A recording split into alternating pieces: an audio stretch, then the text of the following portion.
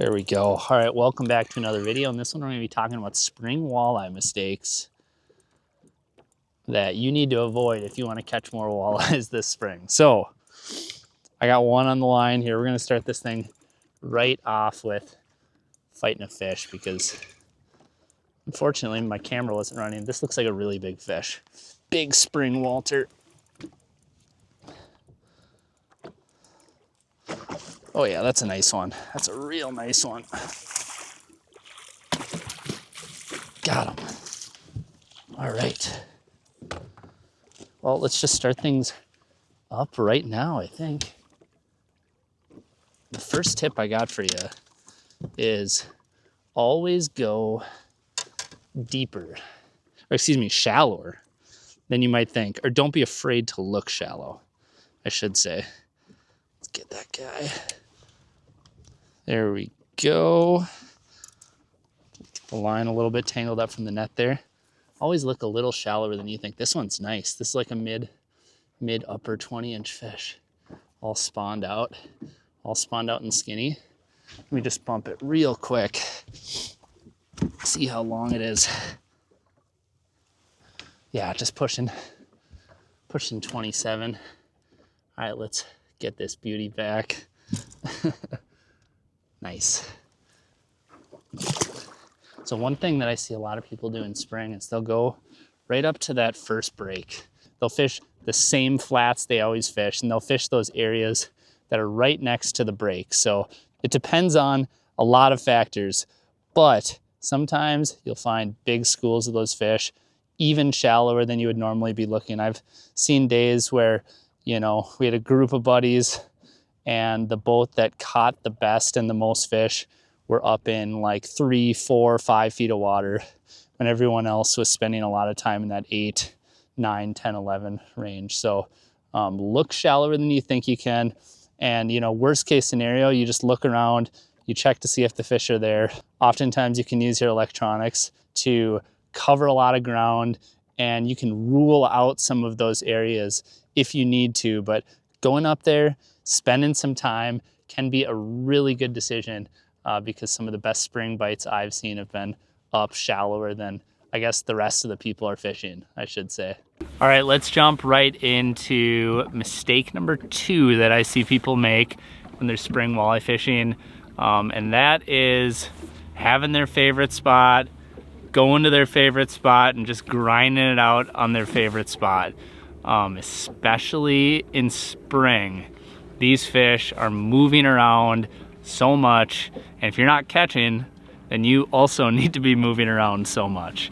So spring of the year, a lot of times these fish are going to be up shallow. They're going to be roaming on these shallow flats. And if you're going to be fishing memories, I think it's okay, you know, to have your waypoints. If you catch a bunch of fish on a spot last spring or the spring before, you know, definitely mark a waypoint. Go and check those spots, but don't be married to those spots. Don't just pull up and, you know, don't just pull up to the spot without, you know, marking it first, you know, driving over with your electronics and just kind of looking. And if you don't have that, then, you know, just work through the area a little bit more quickly. Look for signs of life.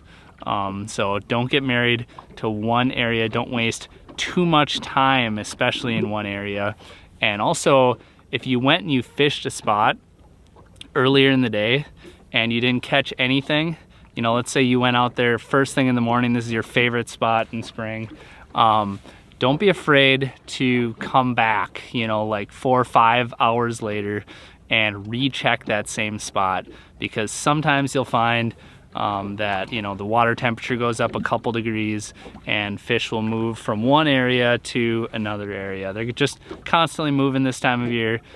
So don't give up on a spot after one try. Don't fish memories. And before I get too long-winded, I think we're gonna get back to fishing and we're going to get prepped for mistake number 3.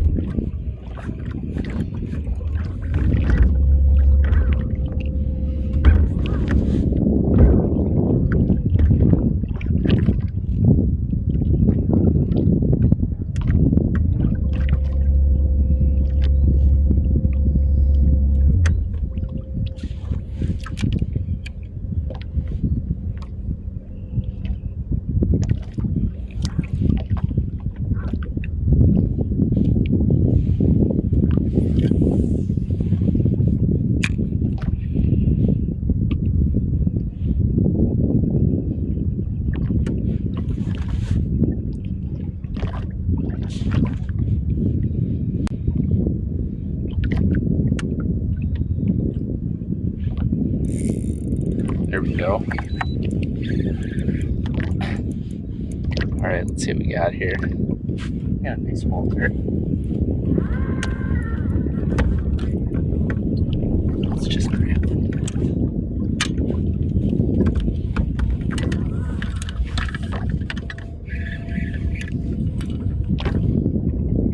That's a really big one, guys.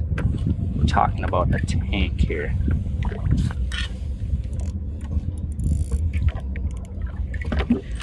Yep, a big pulse spawn tank.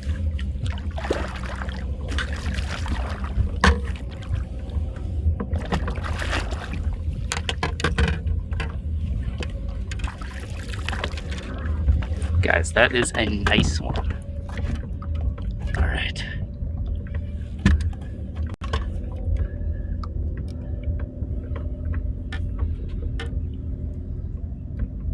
Beauty right there.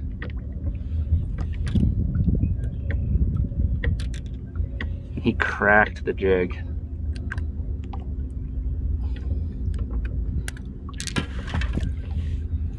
All right, I'm gonna get this guy back in the water and we're gonna get back at it. Beauty.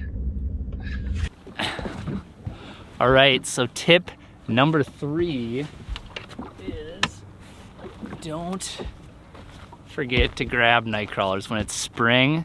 One thing I've noticed is a lot of people, they just don't get night crawlers. They say to themselves, well, it's spring, so it must be either a minnow bite or a plastic bite. And I will say that last fish came on night crawlers.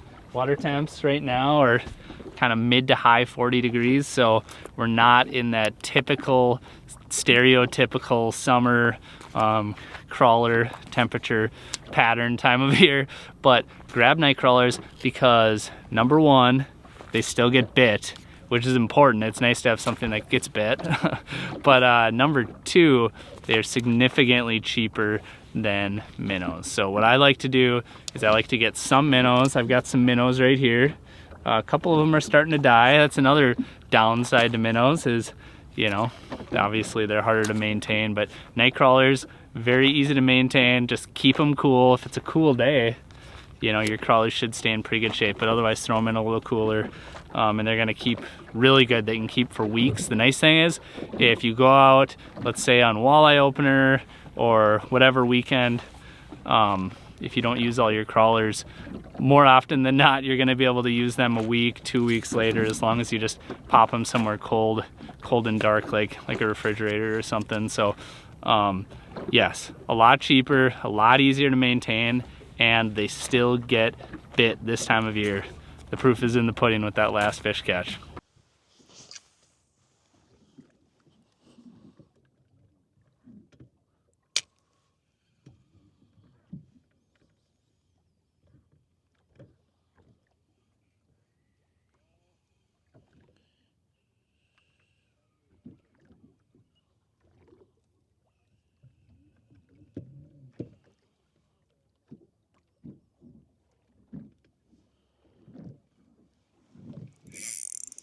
There we go.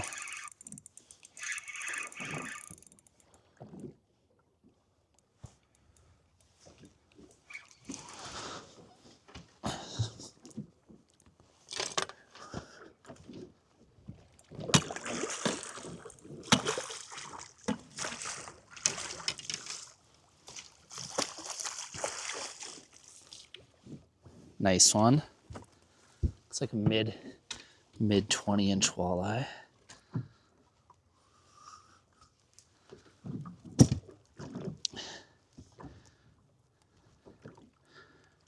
Let's see here. Let's get him out of the net. It's a good one. A little backlit, but I think you guys get the idea. Nice long one, maybe like a 25, 26 incher. All right, there's a little look at that fish, slightly in the sun here. We'll get her back.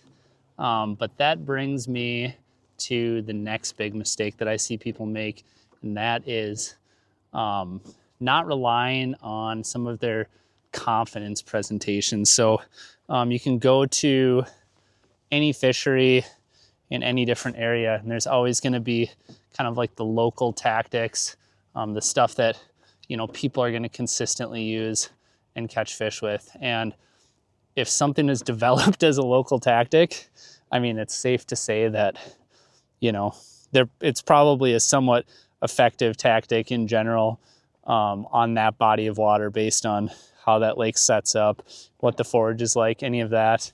But one thing that is really big is using presentations that you know how to fish really well, stuff that works for you.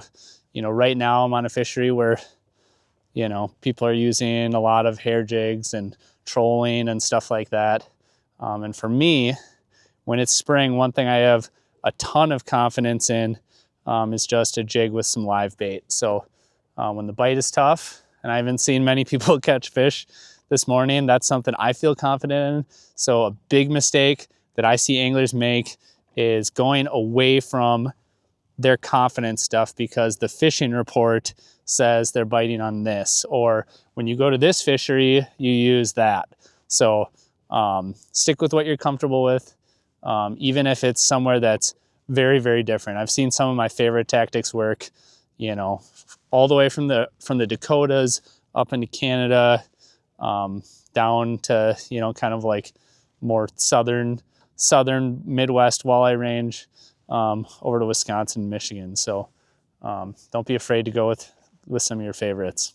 All right, the fifth and final mistake that I see anglers making, and this is a mistake that I've been making for a long time, is if you are a forward-facing sonar user, a mistake that I see anglers make is not taking advantage of perspective mode.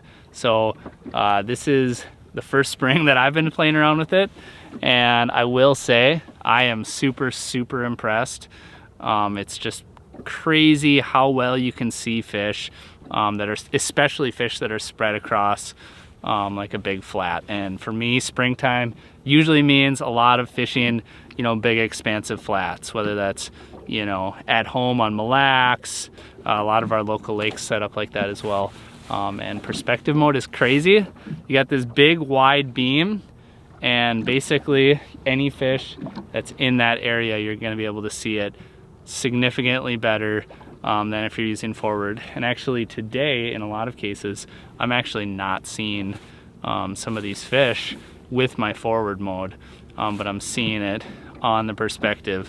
And so if I was moving through this area, I would be missing a lot of those fish if it wasn't for having perspective mode down there. So if you're the kind of person that likes to cover a lot of water, I would definitely play with perspective.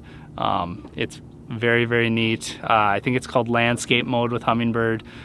So play with it. And you can't be quite as precise with making precise casts, but if you're the kind of person who doesn't like to line up casts with your forward facing, you just like to, you know, use it to look at things and find fish and whatever, perspective is gonna be like right up your alley. But anyway, that wraps things up. Those are the 5 mistakes that I see anglers making in spring. So don't be making these mistakes, whether it's fishing memories, whether it's, you know, not grabbing night crawlers, all different types of things. Don't make those mistakes anymore and catch more walleyes this spring. Thank you for watching. We'll see you in the next one.